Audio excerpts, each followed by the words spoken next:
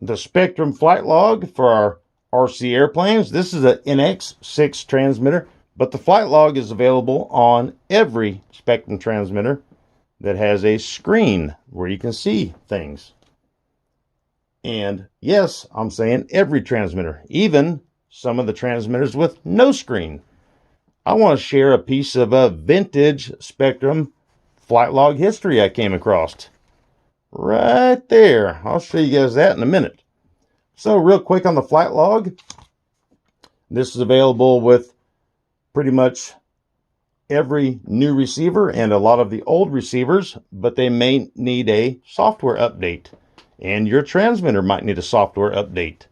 I've personally come across a few receivers that with an update, the flight log was now available.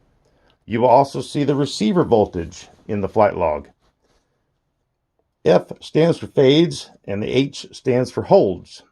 My fades are counting up right now because the receiver is really close to the transmitter. So real quick on the flight log, this is our signal strength between the transmitter and the receiver.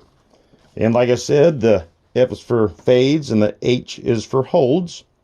The fades represents the loss of 1 bit of information on one receiver. Fades are used to evaluate the performance of each individual receiver. So if we had a satellite receiver, there would be another letter to represent the second receiver. If a fade value is showing higher than the others, then spec to reposition that particular receiver. So that's if you had a satellite receiver. And then a frame loss. A frame loss occurs when one complete data packet is missed. A single frame loss does not represent a loss of control, but frame losses should be monitored in the air, and it's normal to experience as many as 100 frame losses per minute of flight. On the ground, the number of the frame losses will be higher because the signal is hampered by the dirt and the moisture. There you go. Our frame losses are changing right there, our fades. A hold, that's bad. You don't want that to really ever go above that 0. A hold occurs when, get back over here, a hold occurs when 45 consecutive frame losses occur. Now, consecutive is the hint word. This takes about 1 second, and in this event, the receiver moves the channel outputs to the failsafe setting. If a hold ever occurs, it's important to reevaluate the system and check every component. So you don't want any holds. When I'm out flying at the RC airplane field, which is a public park, several people have cell phones around. There's power lines. There's some traffic around there. I might have 14 fades tops after a 5 or an 8 minute flight. Right now we're getting a bunch because the receiver is pretty close to the transmitter and that battery is pretty low. Before I show you this piece of a vintage Spektrum flight log history, let's do one other thing. See that down here where it says dBm -42 or what have you? We can change that to something we might understand a little better. So let's go to the telemetry setting and go all the way down here to flight log, and we'll select that. And here we can set up alarms for holds or fades or what have you. And down here it says signal. And there's the dBm, and that's inhibited. But we can go to the dBm, and we can change that to just a percent or the %R, but we'll just go to the percent, and then we'll select this 70, and we'll just crank this down to the minimum, which is 30. So now on the flight log, you can see our RSSI signal is 100%. If it gets down to 30, then the alarm will go off, and that will be bad. So that's better for us to understand instead of this dBm, whatever the heck that is. Right now, we know we got 100% signal, and we set it for the minimum, an alarm to go off at 30. So this piece of a vintage history I came across, certain receivers and certain JR receivers, so JR and Spektrum both operate on the DSM and DSM2, DSMX technology. Certain receivers are compatible with this flight log. And it's pretty interesting to see this thing. It has a little screen on it. I thought this was a piece of telemetry device that you would plug into a receiver, and then you could look on the screen of your transmitter and see a flight log. No, this is prehistoric before that. This little screen has a button on it, and the directions say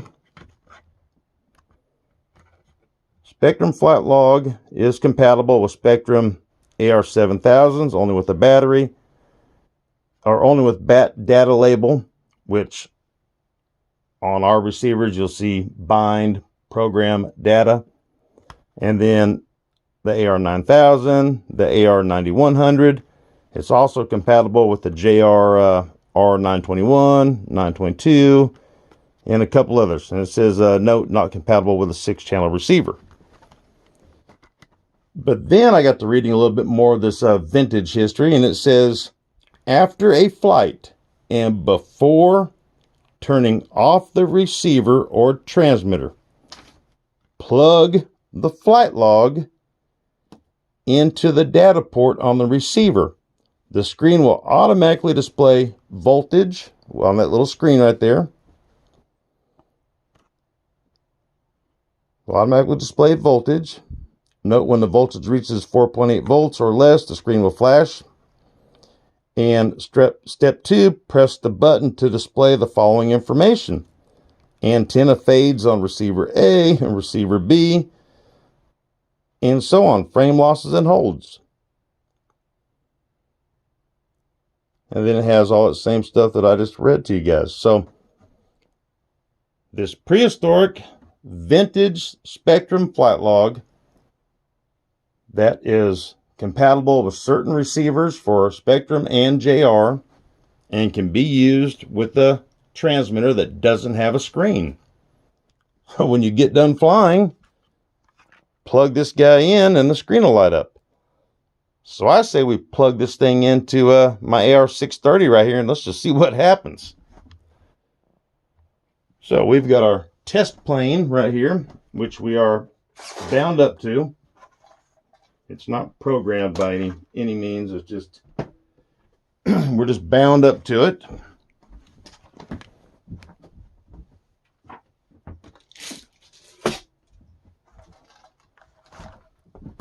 And the first signal port here,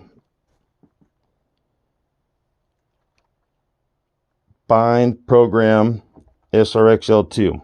On some older receivers, it'll say bind data, or if it's a programmable receiver like a 636, it'll say bind prog data. So that's where we're going to plug this guy up to, and we're just going to see what happens. On this receiver, I'm not expecting anything. Okay, well, we'll take the little tie off of it.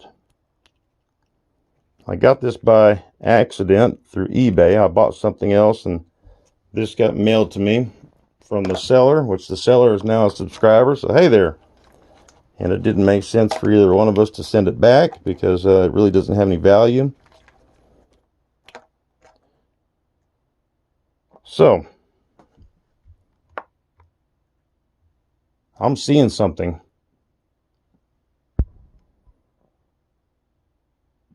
And I'm seeing 4.25 volts, and it's flashing just like the direction said. And I know that that's our voltage because this battery pack is powering the plane, and the battery pack is kind of dead. And here on our, it says 4.74. So this little flight log does show the voltage, and it says to press the button.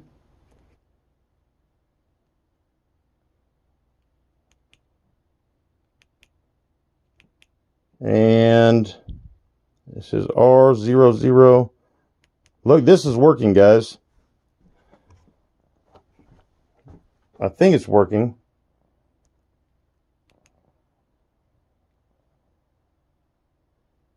So I think that says that's either an H. I think it's H, no hold.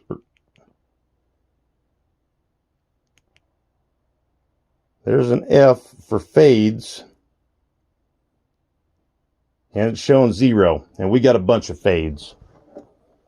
We got like 18 fades. So that's neat. Oh, it's showing the different receivers. L, R. There's the hold. There's the voltage. R. Maybe a G. Well, it's not showing the data for the frame losses or anything. But it does show the voltage. That's pretty cool, guys. I just figured I'd show it to you. What I did buy from this seller is this.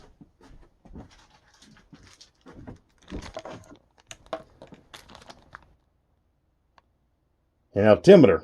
So I can see how high I'm going up on some receivers that don't have that. So if you have a AR637TA, the TA receivers come in the bind and fly airplanes. They don't have an altimeter, but the 637T does have the altimeter. So if you have the TA, you could have this. You plug this lead into your 637TA receiver. You plug the other port of the lead into this. Now, when you look on the screen of your transmitter, you can have the altimeter. So that's what I bought, and the flight log came by accident. So we'll make a few more videos with a flight log. I'll try to use it on the a couple older receivers I have. Maybe that 610. Okay, here's the 610 that I have the reflex plugged into. See the far left over here where you put the bind plug? It says bind DAT. So that's where the flight log can be plugged up into and see different data. Okay, guys, hey, I just thought you guys might find that a little cool. So the Spektrum flight log, the prehistoric flight log. All right, once again, guys, hey, thank you. I appreciate it. And that's all I got for this one. So until next time, you'll see me here. Oh, look at this cool way of turning off the NX6 now after the update. Tap once, and then just roll over and tap again. Okay, guys, happy flying. Adios.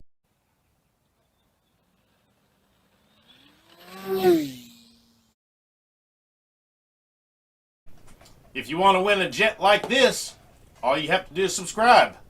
Click the like button and leave a comment. And then ring the bell so you don't miss my next video. At 1,000 subscribers, we gave this jet away. At 5,000, we're going to give another one. I don't know what it is yet. We'll see when that time comes. So hey, subscribe, guys. Happy flying.